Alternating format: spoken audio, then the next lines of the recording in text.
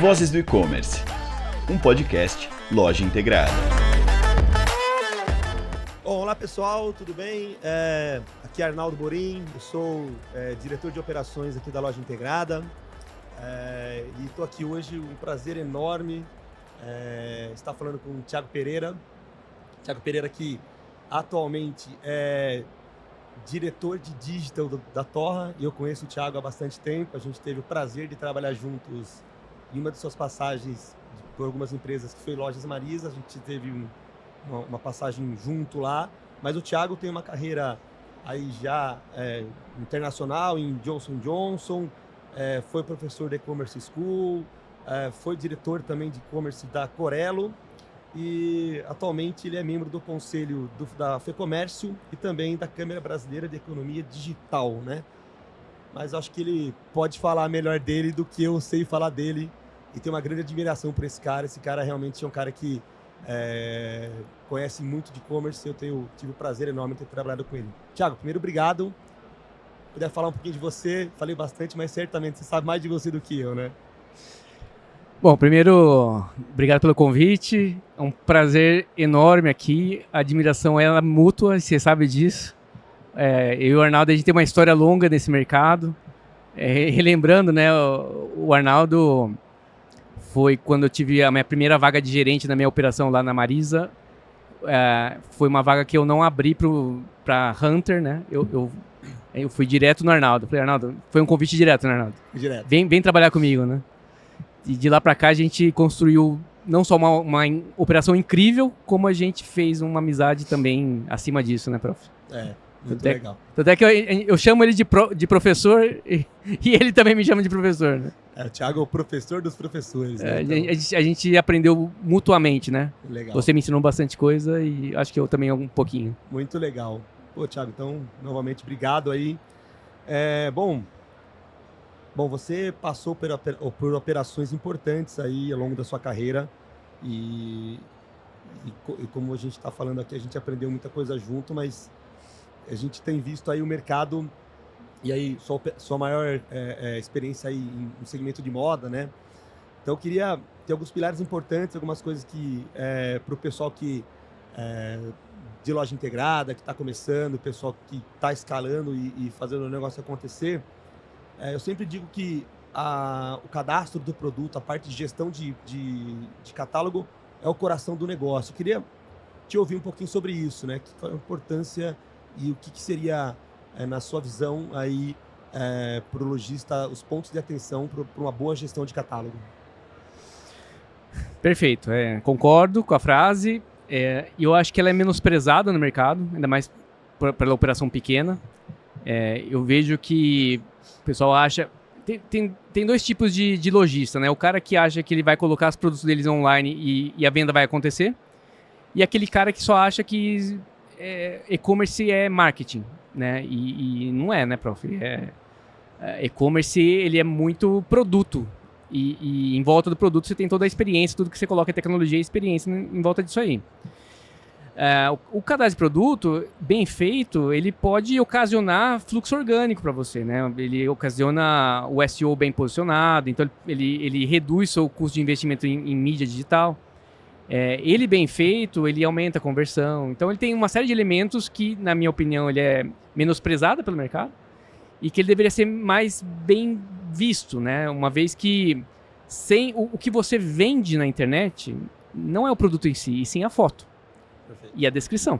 Então você faz isso mal feito, você tem dificuldade de mostrar a qualidade daquele produto para o consumidor, né? Então você tem que ter uma atenção diferenciada. Não, concordo.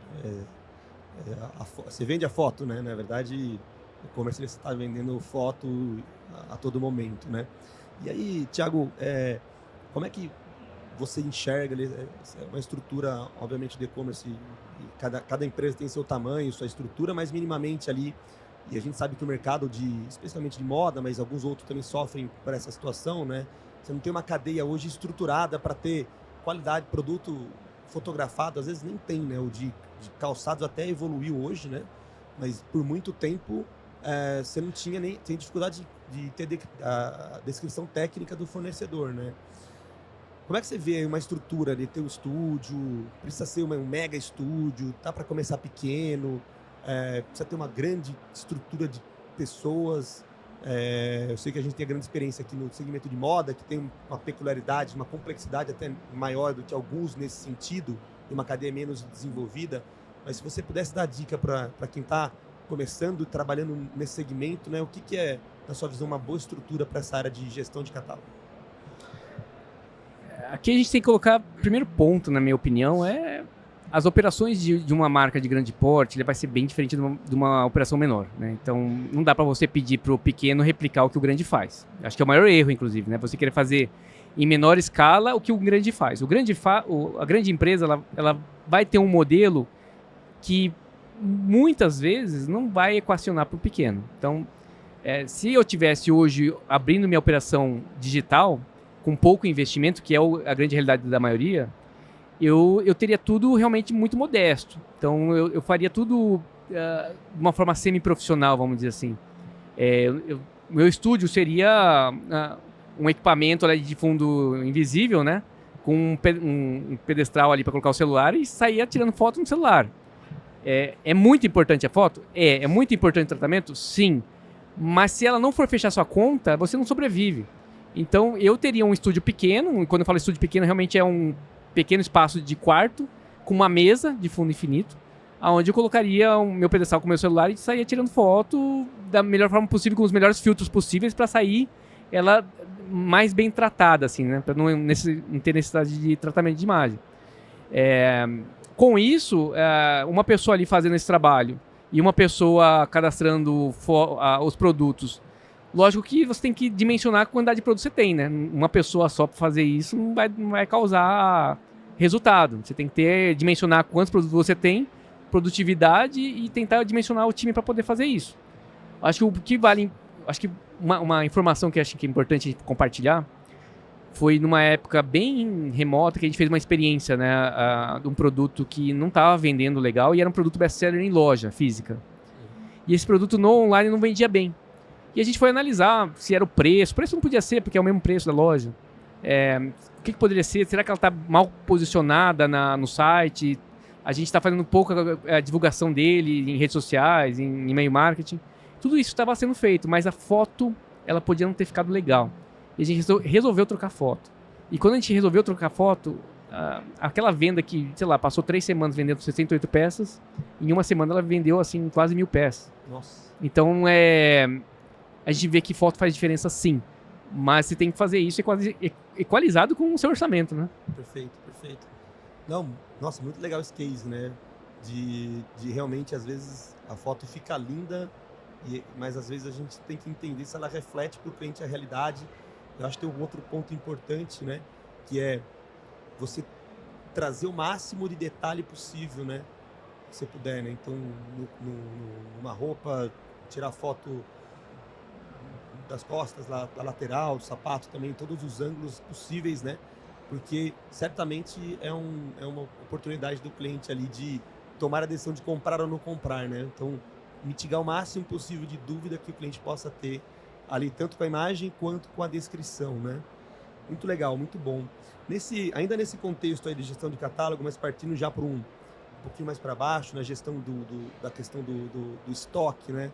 Que é uma tarefa importantíssima dentro do business, né? Você saber sua curva A, entender os produtos que você precisa fazer reposição, giro de produto e tudo mais. Queria que você me contasse um pouquinho e pudesse dizer para o pessoal aqui que tá ouvindo a gente, assim, na sua visão, a importância disso e como que você enxerga a gestão disso no dia a dia na sua posição de um cadeira, de um gestor de um canal digital. Aí, para mim, assim, a gente poderia ficar o dia todo falando sobre isso, porque se tem algo que você tem que ficar olhando e é difícil olhar, quando eu falo olhar, quais são os indicadores, quais são os números, o que eu tenho que olhar nessa questão de estoque, esse é o cara que você tem que, assim, dar mais atenção. E não é como você vai integrar a sua plataforma com o ChatGPT, né? É realmente como você pode fazer melhor gestão do seu estoque. E aí, quando eu falo de gestão de estoque, é realmente ver o que gira, o que não gira, se está entrando se você está conseguindo colocar rapidamente esse produto no ar, o que está quebrando, né? A grade, o que está girando muito rápido. Você sempre vai ter o slow mover, sempre vai ter o fast mover. Quem são eles? Quem que é o cara que eu tenho que reposicionar? Quem é o cara que eu tenho que ter perene? Quem é o cara que eu tenho que ter sempre porque ele vende muito e ele é atemporal? Também, assim, quais são os caras que eu posso promocionar para ser boi de piranha? Então, tem tantos elementos ligados nessa questão de gestão de estoque, que é aquilo que eu falei, a gente poderia ficar o dia todo. Mas o que eu diria pro pequeno lojista, que tem um sortimento muito grande, né? Porque às vezes o cara tem um sortimento bem pequeno e para ele é tranquilo. Mas o cara que tem um sortimento grande, ele, infelizmente, ele vai ter que tentar ao máximo cruzar informações do site com estoque. Porque será que aquilo está vendendo pouco porque tem pouco interesse? Hoje um Google Analytics consegue responder isso. Então, como é que ele consegue cruzar os cliques, né, que são os interesses desse produto, versus a quantidade de estoque? Adianta eu ter também um zilhão daquela peça e tendo pouco clique, ou pouco interesse, ou pouca busca? Como é que eu equaciono isso, né? E aí, se vocês verem, a gente vai fazer uma análise de categoria, de giro, a gente fala, putz, isso aqui não está girando legal. Mas quando você explode essa categoria, em subcategoria, você vê que tem subcategoria que gira muito bem e subcategoria que não gira tão bem. Então, como é que eu isolo esses caras? É o que eu chamo de compensation, né? A compensation é quando você faz uma compensação. Aquele giro está razoável, mas se você abre o razoável, você vê que tem caras melhores e caras piores. Como é que eu estimulo os melhores e como é que eu limo os menores? Né? Ou eu vejo como é que eu ajusto esses menores giros para poder vender mais. Isso é muito difícil. Isso não é fácil, cara. Eu digo que até hoje eu apanho com isso. Não é uma ciência 100% exata. Você transferir o que é o varejo físico para o online é similar, mas tem as suas diferenças. Então, duas coisas que a gente fala, assim, cara, cadastro de produto, foto e olhar o seu estoque, porque o resto, ele é importante, mas ele faz parte do contexto geral, né? Não, legal. Não, e acho que aí conecta com uma outra coisa, né, que acho que é importante a gente falar, que é a importância da gestão de dados, né? E nesse momento, de Copilot, de ChatGPT, não sei o quê, acho que ainda tem um caminho para acontecer, algumas automações, mas hoje é extremamente importante, e acho que talvez uma das grandes vantagens de uma gestão de um canal digital é o volume de dados e de informações que a gente tem, né? Dá para você saber muita coisa, como você está dizendo. Eu consigo saber exatamente os produtos com mais visitas, então eu consigo saber a taxa de conversão por produto, né? E entender se de repente eu preciso ajustar preço, a foto, o que está fazendo esse produto não ter a conversão que outros produtos similares ou até é um produto que está gerando loja física. Muito legal isso. E aí, conectando um pouco com essa questão de dados, né, Thiago?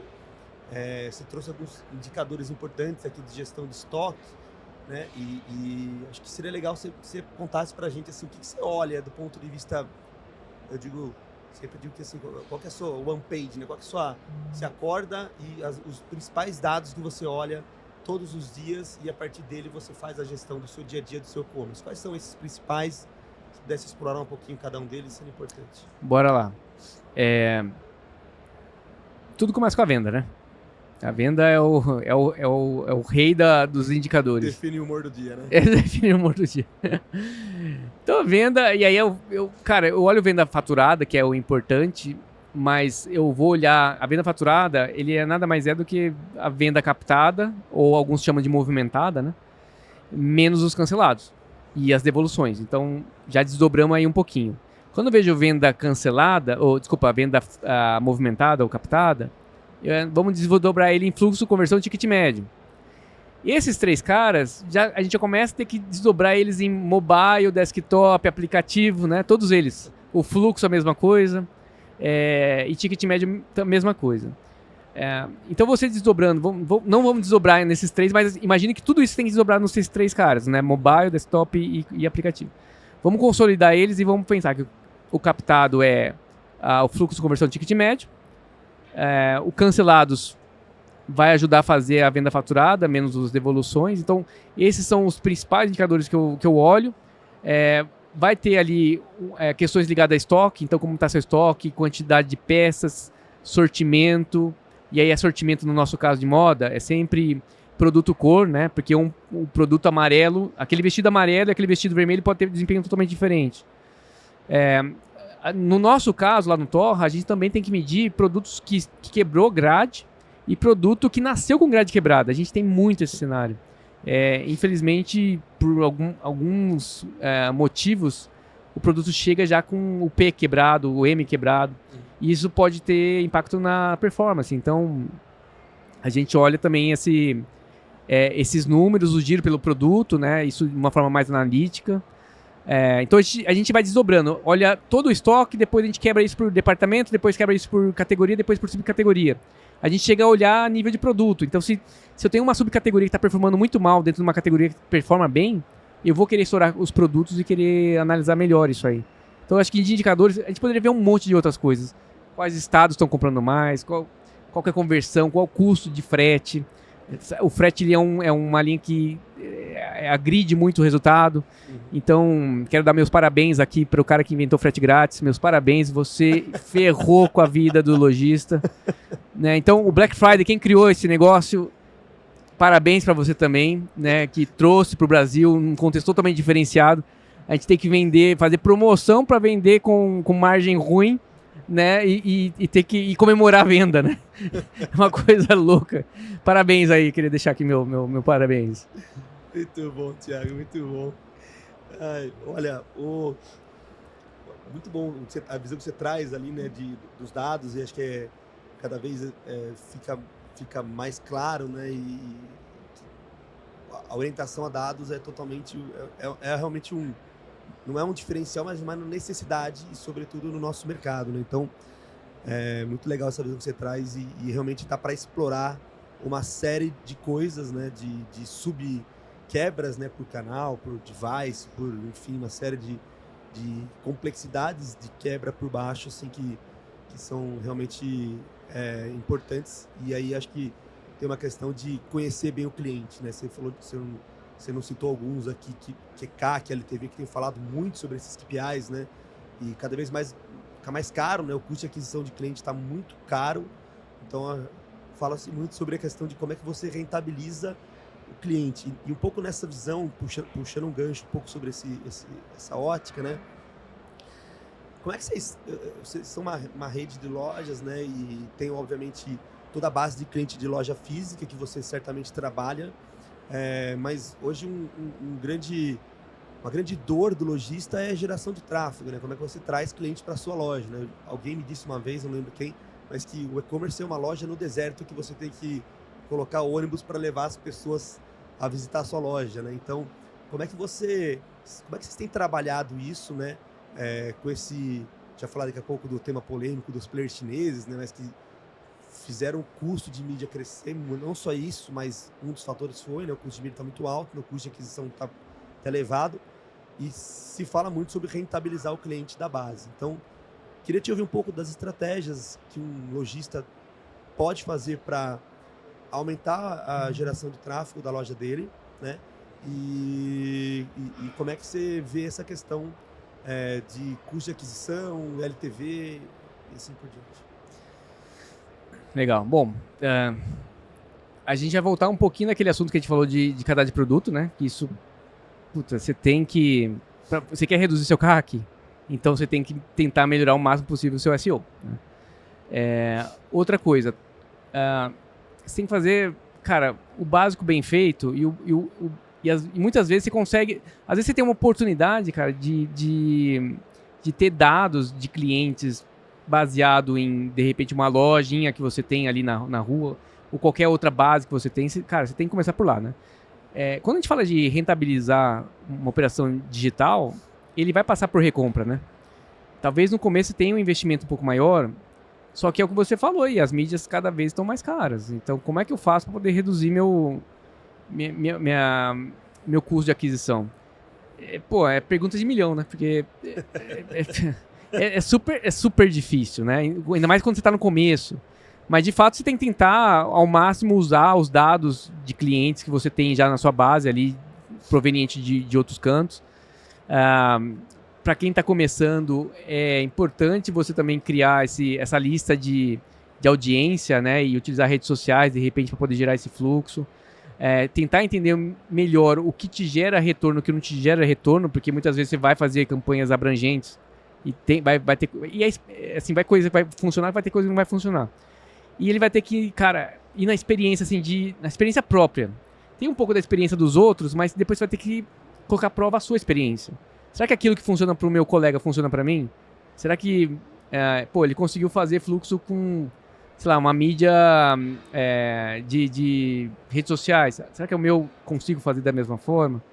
É tão difícil, né, você gerar fluxo, mas, de fato, a mídia paga está muito cara. Hoje o lojista ele tem que se atentar muito. Enquanto a gente fala de cadastro de produto na loja virtual, a loja física tem que se atentar ao cadastro de cliente, né? Quanto mais rico é essa base, melhor eu vou aproveitar ela na internet, né? E eu preciso tentar aproveitar ela ao máximo possível. Agora, eu acho que outro ponto é ser criativo, cara. Você tem que ser muito criativo hoje para sambar, né? Como é que eu fujo dessas mídias tradicionais, né? Como é que eu fujo dessa competição? Cara, de repente você tem que encontrar seu nicho.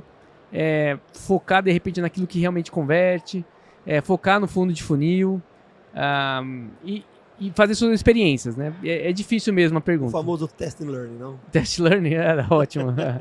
Agora, o e-commerce, aquilo que a gente estava falando também, que você falou do deserto, eu lembrei de ter falado agora que o pessoal acha que é colocar o produto na loja e vender, né? Eu vejo também assim, o e-commerce como uma loja dentro de um shopping center, como se o mundo tivesse um shopping center. Que você mudar de loja para loja é digitar uma URL, né? Ou buscar no Google, ou buscar em alguma rede social. Você está competindo com 100%. Diferente da loja física, que você compete com aquelas lojas na proximidade, a loja virtual você está competindo com todo mundo. Então é muito difícil, né? E por isso que quanto mais nichado você for, melhor performance você tem, né? Hoje em dia. Não, perfeito. E como é que as coisas vão se conectando, né? A gente falou aqui de cadastro de produto, gestão de estoque, dados, e tudo isso traz elementos para você cada vez melhorar, né, o seu trabalho não só de base de clientes, né, e conseguir ser cada vez mais assertivo nas suas estratégias. E aí existem várias estratégias, né, de gestão de base, ferramentas de behavior aí que você consegue trabalhar em cima do comportamento do cliente. Hoje muito diferente do que foi lá muito tempo atrás, você tem muito mais dado de comportamento desse cliente navegando. Então você sabe quem abandonou o carrinho, quem que navegou para uma categoria e não comprou, né? Então, como é que vocês usam essas estratégias porque o processo de compra aí, dependendo da categoria, ele não é tão linear, né? A gente faz algumas voltas, né? E depende da categoria, ela tem uma compra por impulso maior, outra menor, mas certamente ele navega adicionando o carrinho. Vocês trabalham com carrinho abandonado? Vocês, não sei se o lance do dado é também enriquecê-lo ao longo do tempo, mas ter estrutura para isso, nem toda empresa tem essa estrutura. Como é que vocês trabalham isso, essa questão de esse cliente que visitou, mas não converteu? Quais as estratégias que vocês atuam? E aí, tanto para cliente da base, quanto esse cliente que não é da sua base ainda? Cara, a estratégia é ir atrás do cliente. A estratégia o cara entrou, foi, navegou, ele começou a entrar no funil, ou seja, ele começou a adicionar produtos no carrinho. Esse cara, é melhor e esse cara foi embora, vai atrás dele. Vai atrás dele de todas as formas que você puder, porque é mais fácil você tentar converter esse cara do que você ir no mar aberto e tentar trazer uma nova pessoa para poder converter. Então, a minha dica cara abandonou o carrinho, vai atrás. De que forma? De todas as formas que você puder. E-mail, SMS, WhatsApp, telefone, saque. Cara, o que vier na sua mente, vá atrás. E conforme ele vai descendo esse funil, então ele saiu do carrinho e abandonou. Não, agora ele avançou, ele colocou o e-mail dele, né, para poder avançar. Ele começou a cadastrar e foi embora. Ele foi até seleção de frete, foi embora. Ele foi até a forma de pagamento e foi embora. Ele selecionou a forma de pagamento, colocou o cartão de crédito e não transacionou. E depois de um certo tempo ele foi embora. Prof, agora eu vou deixar aqui a minha kick win. Kick win, vamos aqui, comigo. Esse cara é o cara mais menosprezado que eu vejo no mercado digital. É o cara que tenta transacionar, dá um erro no cartão e a gente fica quieto. A gente não fala nada pra ele, Só fala assim, cara, só deu um erro aí no seu cartão, se vira. E ele vai embora e a gente esquece dele. Então, esse que eu chamo de filé mignon do funil, é o cara, meu amigo, que você tem que pegar o carro, se possível, ir na casa do cara e falar assim, amigo, deu um probleminha no seu cartão lá. Eu falo isso de uma forma tão, assim, estourada, né? Óbvio que isso é metafórico, mas você tem que cuidar dele de uma forma diferenciada, porque nas plataformas não devolve a informação do por que aconteceu, qual foi o problema de não transacionar. Porque tem fraude nessa história, né? O cara quer validar esse cartão. Não, a gente não pode falar, mas eu posso, por trás, falar com ele o problema que deu. Né? E, obviamente, se for um fraudador, ele não vai colocar os dados corretos dele, então você não vai ter sucesso nisso. Agora, quando é um cliente real, você vai ter os dados reais do cliente e você consegue tratar isso diferente, e ele é o filé mignon do mercado digital. Muito bom. Cara, o nosso tempo está acabando aqui, mas eu tenho uma pergunta que eu não posso deixar de fazer para você. Lembro que quando a gente começou a trabalhar junto, você me falava o seguinte, Arnaldo, atendimento é pilar estratégico. Ele não é uma área suporte como outras áreas da empresa. E você sempre foi um defensor disso, de que o atendimento era extremamente importante numa operação de digital. Queria que você contasse um pouquinho aqui para quem está ouvindo a gente, por que você defende isso e o que você enxerga que os varejistas precisam fazer para ter um atendimento diferenciado. Só vou corrigir aqui, não é que eu penso, nós pensamos.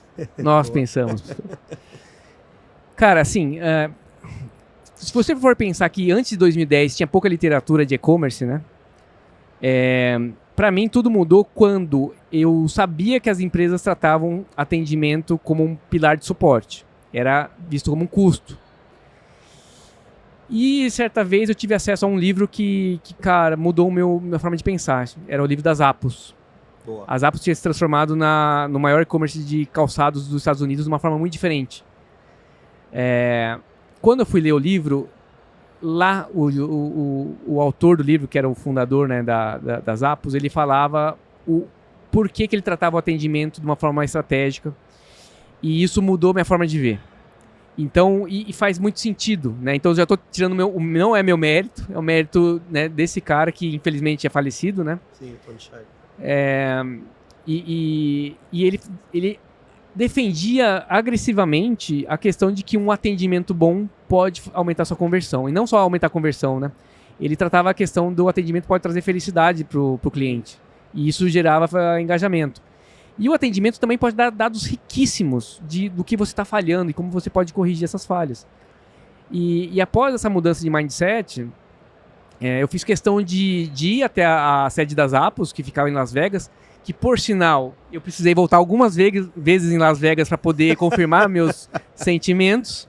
Eu fui umas 2, 3 vezes nas Zappos, né? Só para checar, ver se só para checar, para ver se a informação estava correta lá em Las Vegas. Vai que então, mudou, né? Vai que mudou. Era um dia de visita e 4 em Las Vegas, né? E lá, assim, foi realmente, a gente constatou algumas coisas pero no mucho, mas de fato, depois daquele momento, assim, o saque se tornou uma área... era tão importante que quando a gente estruturou, eu montei o e-commerce a estrutura do e-commerce da Marisa, da qual você foi meu colega de trabalho ali por muitos anos. O Arnaldo, nunca vi o Arnaldo como um funcionário, né? O Arnaldo era meu sócio nessa operação. Você sentia isso, né? Sim, sim. Muito legal. Construímos muita coisa legal junto. Muito legal junto. E lá, assim, a gente construiu um atendimento que ficava do lado da nossa sala, né? Ficava vizinho. E aí tinha livre acesso. Eles tinham livre acesso a falar com a gente. E a gente dava muita atenção, muito mais do que outros. A gente criou diversos programas no atendimento. Acho que foi bem sucesso. Uou! Thiago, cara, quanta coisa, hein?